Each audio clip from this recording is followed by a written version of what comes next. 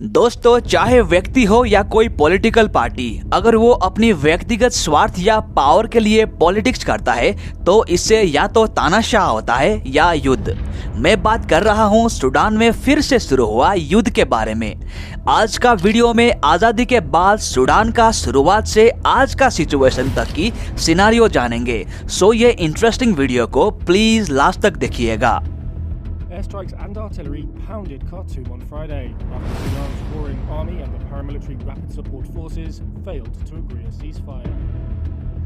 दोस्तों, जैसे 1947 में इंडिया में ब्रिटिश राज ने आज़ादी देते वक्त हिंदू और मुसलमान को एक बॉर्डर के नाम पे आज का दिन तक लड़ने के लिए युद्ध का बीज बोन कर गया था, ठीक उसी प्रकार से सूडान में भी फ्यूचर में नॉर्थ सूडान और साउथ सूडान बनाने के लिए बीज बोन कर 1956 में इंडिपेंडेंस दिया था, जिसको डिवाइड एंड रूल पॉलिसी कहा जाता है।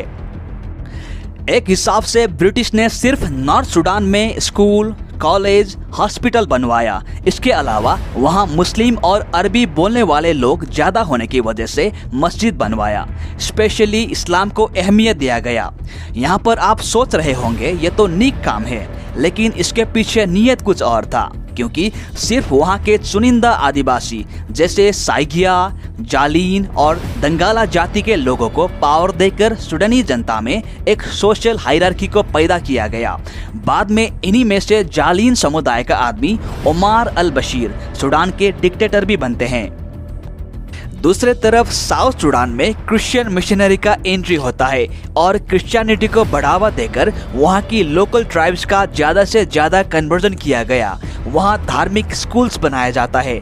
इस तरह नॉर्थ सूडान और साउथ सूडान के बीच रिलीजन, इकोनॉमी और कल्चर में डिफरेंसेस लाकर लड़ने का फ्रेम बनाया जाता है, जो बाद में सिविल वॉर में चेंज होता है। यह सिविल वॉर करीब 20 साल चलता है, जिसमें करीब 20 लाख लोग मारे जाते हैं। अंत में 2011 में रेफरेंडम यानी वोटिंग्स होता है, जिसमें साउथ सूडान के 98.83% जनता अलग देश के लिए वोट करते हैं। इस तरह साउथ सूडान आज के सूडान से अलग होता है। यहाँ मैं फिर से दोहराता हूँ कि हम कोई धर्म को दोष नहीं दे रहे हैं, बल्कि धर्म को हथियार बनाकर लड़वाने नियत को दोष दे रहे हैं। सूडान को छोड़कर अब बात करते हैं सिर्फ सूडान का। सन 1989 में डेमोक्रेटिक सरकार के कूप के बाद देश का हेड बनते हैं ओमार अल बशीर। ये नाम मैंने पहले भी लिया था। ये वही डिवाइड एंड रूल का प्रोडक्ट है जो जालीन समुदाय से बिलोंग करते हैं। इनकी 30 साल की हुकूमत में जनता ने देखा है सिर्फ करप्शन, हत्या और सबसे हटकर वेस्टर्न सूडान की डारफर शहर में अपनी विरोधी के जेनोसाइड।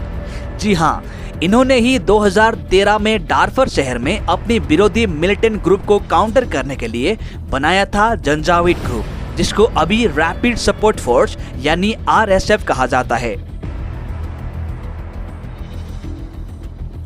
ओमार अल बशीर के तानाशाह के बाद 2019 में सूडान में एक बार फिर मिलिट्री कूप होता है, जिसको RSF भी सपोर्ट करते हैं। उसके बाद इलेक्शन होने तक सूडान आर्म्ड फोर्स का जनरल अब्दुल फतेह अल बुरहान चीफ और डेप्यूटी होते हैं paramilitary rapid support force RSF का जनरल मोहम्मद हमदान डगालो। अभी के टाइम में ये दोनों के बीच में युद्ध हो रहा है। युद्ध का मेन रीजन है आर्मी इंटीग्रेशन, यानी सभी फोर्स का मर्ज होना। सूडान आर्मी चाहता है कि 2 साल के अंदर सेना मर्ज हो जाए, लेकिन RSF सूडान आर्मी के अंडर काम करना नहीं चाहता है, इसलिए सेना का मर्ज को 10 साल के अंदर करना चाहता है। यही कॉन्फ्लिक्ट की वजह से 15 अप्रैल 2023 कैपिटल सिटी खार्तूम में दोनों ग्रुप एक दूसरे के ऊपर गोली चलाने लगते हैं और पूरे देश में युद्ध फैलता है। अभी के सूडान का नक्शा देखिएगा। पिंक एरिया आर्मी के कंट्रोल में है और ग्रीन RSF के कंट्रोल में है। यहाँ तक कि पिछले हफ्ते सऊदी में हुआ पीस मीटिंग्स में दोनों पक्ष का रिप्रेजेंटेटिव ने वार नहीं रोकने का डिसीजन लिया था, लेकिन ह्यूमन एड और सूडान के आम लोगों का सेफ्टी का ध्यान दिया जाएगा। इसलिए पावर के लिए ये लड़ाई अभी लंबी हो सकता है। अभी बात करते हैं इंटरनेशनल इन्वॉल्वमेंट के बारे में। सूडान वार में कई देश को नुकसान पहुंचाया है और कुछ देश यही आग में अपनी हाथ गर्म कर रहा है। एक बार सोचिएगा, ऐसे देश जिसने वार के अलावा कुछ देखा ही नहीं और गरीबी चरम सीमा पे है, फिर भी यहाँ इतनी ज्यादा तादाद में हथियार कहाँ से आता है। SAF का रिपोर्ट के मुताबिक रशिया, UAE और लीबिया ने RSF को सपोर्ट कर रहा है। रशिया की वैगनर ग्रुप, साथ ही UAE ने मिलिट्री सप्लाईज और एयर मिसाइल्स लिबियन एयरपोर्ट और सीरिया में रहे रशियन एयरबेस से RSF को डिलीवर कर रहा है। दूसरी तरफ इजिप्ट ने अपनी air support Sudanese armed force को दे रहा है। सूडान को हेल्प करने के पीछे वजह भी जान लीजिए। पूरी दुनिया को हॉर्न ऑफ अफ्रीका बहुत महत्व रखता है। ये फोटो से आपको समझने में आसानी होगा। इसको ग्रेटर हॉर्न ऑफ अफ्रीका कहा जाता है, जो अलग अलग अफ्रीकन देश से ऑयल यानी गल्फ कंट्रीज से बॉर्डर शेयर करता है, और बीच में है रेड सी, जो इंटरनेशनल ट्रेड के लिए बहुत महत्वपूर्ण ट्रांजिट माना जाता है, जो वर्ल्ड ट्रेड का 20% शिपिंग कवर करता है। इसलिए सभी सुपर पावर यहाँ पे अपनी कंट्रोल चाहता है। इसके अलावा सूडान का एग्रीकल्चरल कैपेसिटी, जिसके मदद से फ्यूचर में UAE से लेकर गल्फ का कई देश इसमें डिपेंड होंगे। ये कहते वक्त नाइल नदी भी एक बड़ी मायने रखता है, क्योंकि नाइल नदी बहुत अफ्रीकन देश के लिए पानी का जरिया है जो सूडान से होते हुए गुजरता है। इसके अलावा सूडान के जमीन में पड़े ऑयल रिजर्व भी एक महत्वपूर्ण रीजन है।